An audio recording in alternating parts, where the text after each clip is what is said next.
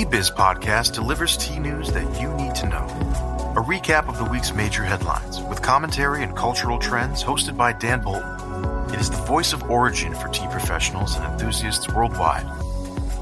Think of us as a digital caravan of storytellers, bringing authentic, authoritative, and exclusive stories to you weekly from the tea lands.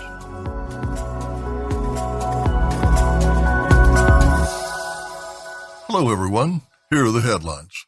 Food inflation dampens enthusiasm over rising tea prices. India's tea industry remains under duress. And the European Union grants Rooibos GI protection. More in a minute, but first, this important message. Avani empowers rural women practicing sustainable agriculture, including tea and crafts such as weaving with natural fiber and plant-based dyes. Up in the towering Himalayas, Kumaon is one of India's oldest tea regions. Today, we raise our cups in the name of Avani Kumaon, a nonprofit dedicated to strengthening farming communities. Cheers to a brighter future for all. To donate, visit avani-kumaon.org. In the U.S. and Asia, an energetic post-pandemic recovery is underway. Demand is quickly rebounding as consumers spend down their savings and make up for lost time. Consumers in the largest economies amassed $2.9 trillion in savings since March 2020, according to Bloomberg Economics. Now they are ready to spend. Retail sales in the United States are projected to approach $4.5 trillion in 2021, according to the National Retail Federation. The NRF, which initially estimated 6.5% growth in the U.S., increased its full-year GDP projection to 7%, the fastest rate in decades. In China, household income grew 13.7% during the first quarter of 2021. Widespread inflation, however, is dampening that good news. The Organization for Economic Cooperation and Development, OECD, reports inflation in member countries is at the highest level since 2008. Globally, food prices rose for the 12th consecutive month in May, according to the United Nations Food and Agricultural Organization. The FAO's food price index was 40% higher in May 2021 when compared to May 2020. The Bloomberg Commodity Spot Index, which tracks price increases across a range of metals and agricultural commodities, has jumped roughly 60% in the past 12 months. Food prices, including the cost of tea, are rising on demand. Tata Consumer Products, Nestle, and Unilever all announced price increases across their range in response to commodity inflation. Business Insight. Despite some steep increases in retail prices, tea remains very much in demand. Prices at auction that were below $2.25 per kilo on average rose 50% in 2020 to more than $3 per kilo, increasing the retail price of tea bags by 1.7% compared to 2019. In the U.S., sales grew by more than 12% in 2020. Premium tea offerings, generally purchased online, saw much bigger increases. In India, domestic tea suppliers report sales totals that are 2 to 3 times higher than the 20% increase in volume, an indication that costs are being passed to consumers. Import volumes are near pre-pandemic totals, with the declared value for imports far exceeding 2019 totals. The industry's challenge is to contain costs. Droughts persist in the tea lands where labor, transportation, logistics, and the rising cost of energy and petroleum-based inputs all erode margins. As restaurants open around the world, the critical unknown is travel. Local and international visitors spend a lot on tea at resorts, hotel, cafes, and tourist destinations in the tea lands. a market segment that remains idle due to the closure of borders worldwide. India's tea industry remains under duress as the coronavirus simultaneously strikes down workers, limits plucking and processing, halts interdistrict transport, and forces the early-day closure of restaurants and beverage stalls. The government estimates that more than 1 million workers, mainly women, are losing productive days and wages due to the pandemic and inclement weather with the arriving monsoons. The delivery of 235,000 doses of vaccine this week halted a steep increase in coronavirus caseloads in Assam's tea gardens. Daily average infections in June are now 4,000 per week, down from almost 6,000 per week in May. Positivity rates remain high, forcing an extension through June 16th of lockdowns and a daily curfew imposed from 1 p.m. through 5 a.m.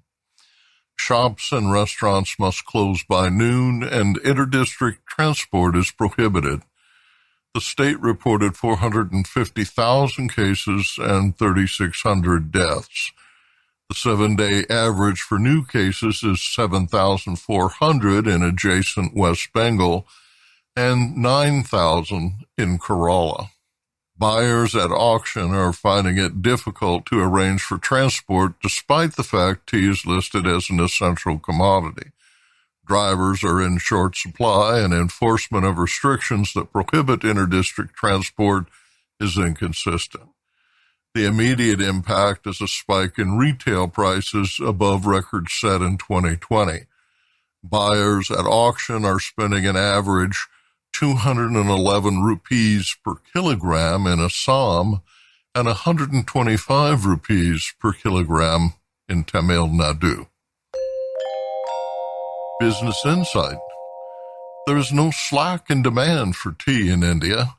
Tata Consumer Products reports that revenue from its beverage segment, which includes coffee, grew by 59.6% during the period January through March 2021. Volume was up 23%, largely due to an increase in at-home consumption. India's packaged tea market is estimated at $2.26 billion per year.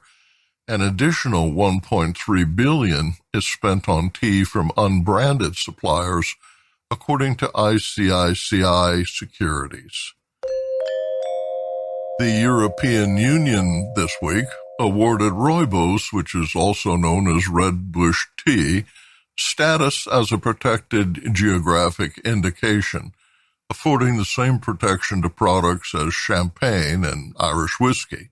The registration allows South Africa's Rooibos industry to display the EU seal if the tea consists of 100% Rooibos that is either cultivated or wild harvested from local municipalities of the Western and North Cape provinces. The South African Rooibos Council welcomed the news. Council Chairperson Martin Berg said that while it is important that nobody else use the name Rooibos, quote, it also gives a certain status about quality, reliability, and sustainability, all those things that go together with a GI, end quote.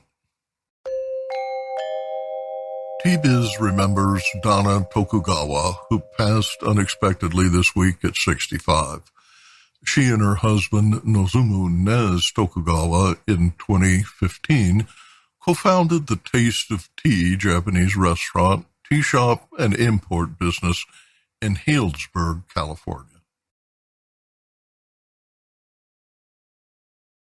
Arvinda Anantharaman in Bengaluru reports on India's tea auction prices. India Tea Price Report for the week ending June 5th, 2021. While lockdowns continue, auctions resumed last week at all the major centers.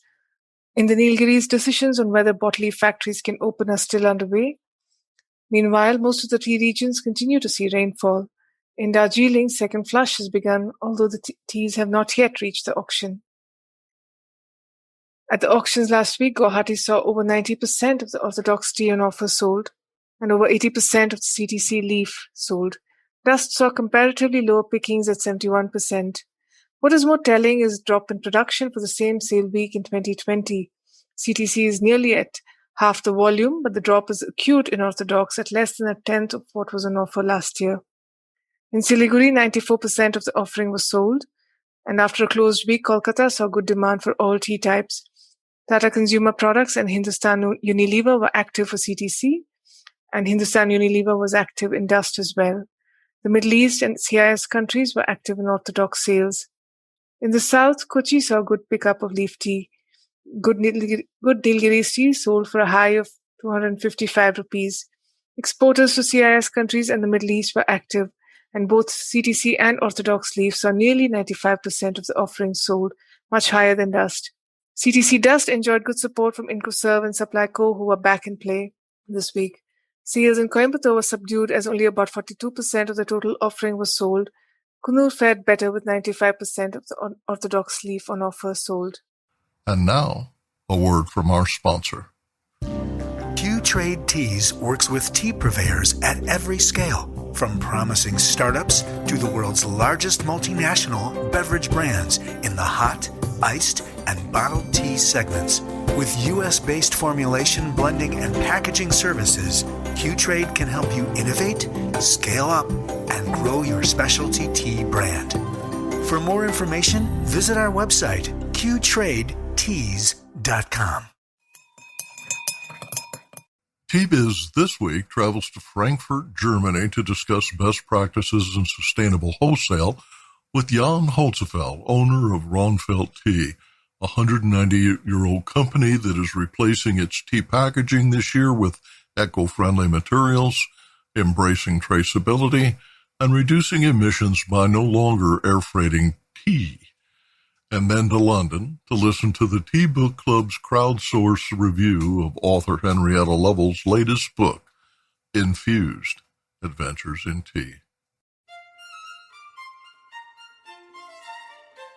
First flush teas flown to Ronnefeldt's blending and packaging facility in Germany account for only 0.02% of the company's offerings by weight.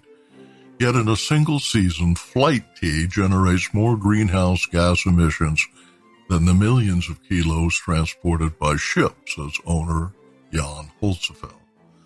He acknowledges that for a premium tea supplier, abandoning expedient air cargo after 75 years is a significant step. Quote, however, we have a responsibility towards nature that we take very seriously, end quote. Jan, your company annually publishes a sustainability report.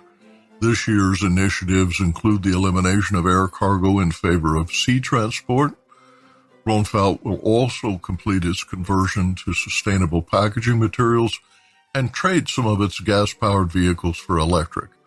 Will you share with listeners your vision of sustainable tea wholesale? Tea is one of the most natural products that you can find on earth. So we as tea producers and tea suppliers must do everything we can to ensure that we continue to have great teas from around the world. It is a tradition to have the first flush teas from Darjeeling transported by air to Germany and Europe, but we have stopped this year.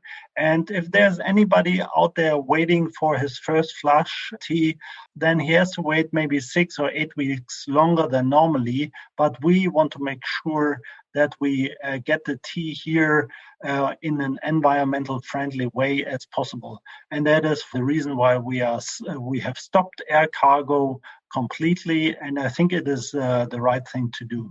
And one of the many, many steps that we have taken here is to eliminate all the traditional packaging materials, and we are on a way to go fully sustainable packaging materials. It's not that easy, I have to say. Supply is always an issue. We want to have a safe and customer-friendly package material, of course. Our team has been doing a great work here, and we have found all the different packaging materials that we need, and all of them will be sustainable by the end of this year. For the last 5 years, we have been publishing our environmental report to show to our customers that we really mean sustainability. Ronnefeldt is also increasing the proportion of organic tea in its range. We are not an organic company yet, but we try to increase the teas in our tea selection in our organic range on a constant basis. The good thing is the tea producers and the tea gardens in Asia, but also in Africa, are turning to organic manufacturing methods, and therefore we find more and more selection of organic teas, and we are happy to put them into our range. As far as we can see on our customer side, it has been really appreciated, because organic is not just a small proportion of the market, but it's growing, especially with the younger people. What are your views on traceability and public disclosure of source gardens? I think it's a very good idea in general. We see that a lot of customers are really keen and really interested in finding out where the tea is coming from, how it has been produced, how it can be used, and sometimes they're even interested in corporate social responsibility programs that these tea gardens do. For us, we are looking for a way to put traceability information online. I think that is the best way, because sometimes tea gardens and suppliers are changing quite often during the year. But if we do it, for example, with a QR code or website, we can really provide up-to-date information about all the specific teas that are available. It can be part of a training program as well, because once you have people looking for these traceability information, you can also provide them with ideas on how to drink the tea. If we can adjust this information into for each individual tea, I think that is a great step forward. And for us, the plan is to start with organic teas. It's much easier to provide this information because it's already available. But I would think that quite fast we will see this traceability information for all the teas very soon. Will be really, really valuable for everybody involved. Will you discuss your commitment to education and the return to face-to-face instruction beginning in July? Quite often you find that the service people in the HoReCa business, they know how to handle the coffee machine, which is quite easy. They might be very interested in wines and make perfect recommendations, but tea seems to be a little bit more difficult. So we have set up different levels of education, really depending on the outlet, depending on the style of the restaurant or the cafe or the hotel. We can have anything from a quick 40-minute training with an iPhone or a Google app, or up to 2 days for our Tea Master Silver program. And the gold standard then is our 7-day tea training in the tea gardens in Sri Lanka. We are very happy that we are going to restart this face-to-face training now in July. After the lockdown, it has been really, really long time. And as you say, yes, we can educate about tea, but one key element is really the tasting of the tea and the interaction. That is something which can really be done only by face-to-face trainings. How is the recovery progressing? We already see a lot of hotels booking our training programs, our education programs. Before this pandemic, we have trained 7,000 hotel staff members each year. And that is where we want to come back to as soon as possible. We have seen that since January, February, business is picking up in the hotels and restaurants in Asia, for example, in China, in Korea, in Japan. These are important markets for us. But there's one issue with this. it's local tourism now. So it's the Koreans visiting Korean hotels. There is no international tourism yet. In the Middle East, hotels are starting to be filled up there again. But again, it's local tourists. Europe got a little late start. So we see restaurants, cafes, etc. being filled up since May. But again, international tourists, for example, from China or from the United States, are still not here. I'm optimistic. I would think that tourism will return in summer, maybe early fall. What will take much longer is really business travel, trade shows, conferences, etc. That might take until next year. And we can also already see that the hotels in the countryside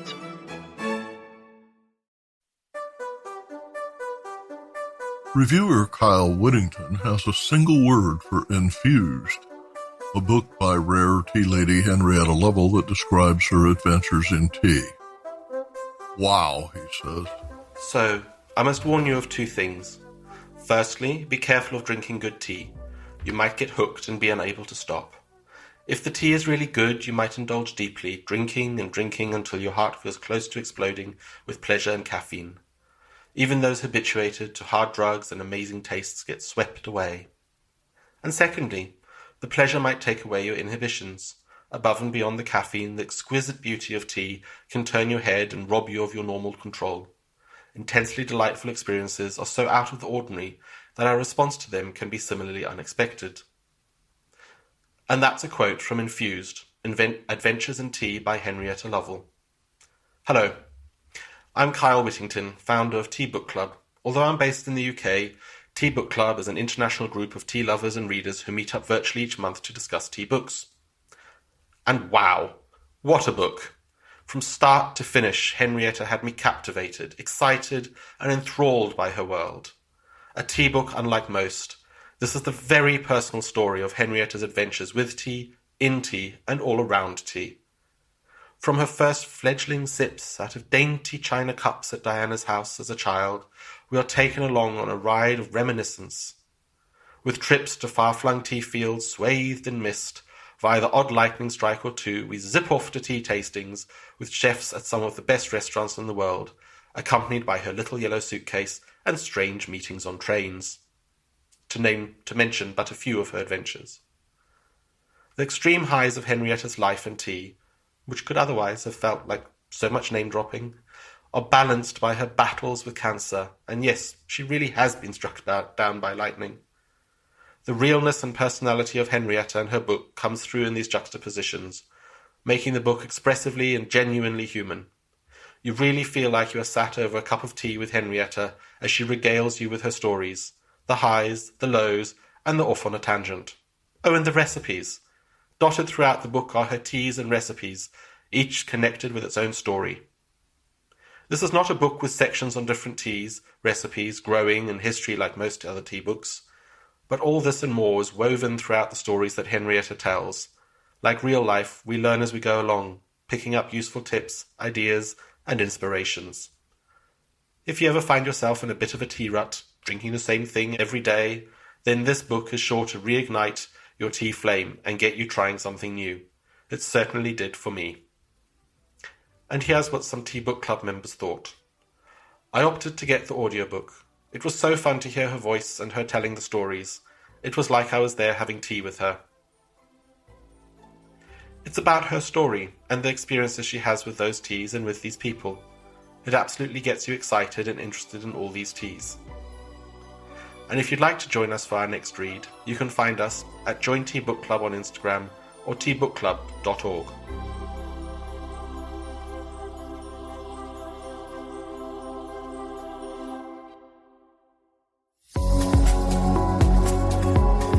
Intrigued by what you heard in today's podcast? Would you like to learn more from our global network of tea biz journalists and tea experts?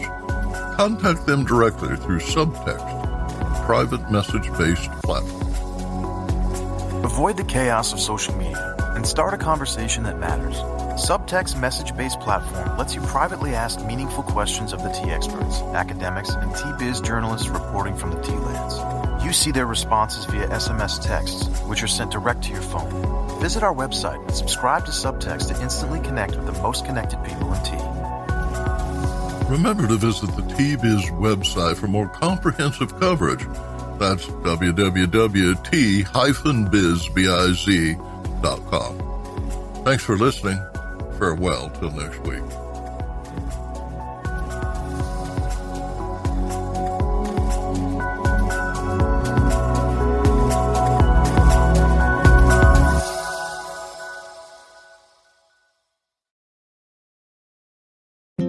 It's Arizona season, and there's never been a better time to enjoy everything Arizona State Parks has to offer.